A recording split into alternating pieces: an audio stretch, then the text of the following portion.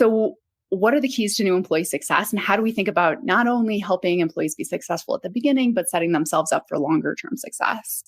There are three parts to this, three sections of the course as well. The first is nailing the basics.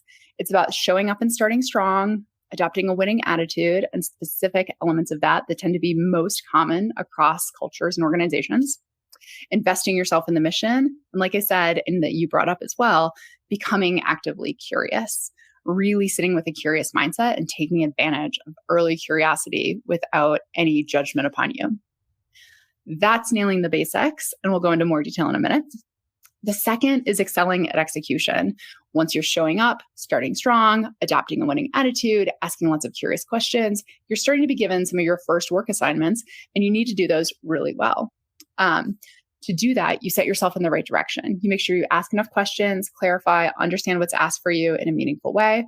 Then you work intelligently and independently to those outcomes, being wise to exercise independence and know where you can run on your own and know where you also have to put up your hand and ask for help. There's also pieces around communicating effectively, communicating with a bottom line up front structure, communicating solutions instead of problems, and thinking about those things that make people most effective when they're actually working up with their managers. Next, tackle problems head on. We know it can be lots of people's instinct to bury problems or bury issues, try and fix them themselves. But this orients new employees to really putting up the flag early, being able to ask for help. Like I said, bringing solutions, not problems, and orienting in a way that's really helpful. And then finally, tackling conflict productively.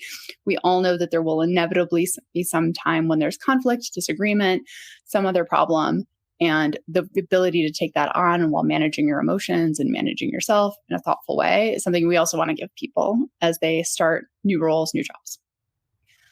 All of that excelling at execution, that foundation of execution in your current job then sets you up for exceeding expectations and being able to go above, where you think not only of the work that you've been asked to do, but all the different dimensions that are adjacent to that work that are impacting other people in the organization, your counterparties, your dependencies, the implications for other people.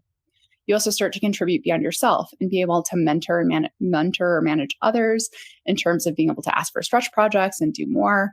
And in terms of being able to also take parts of your manager's job that feel appropriate and helpful.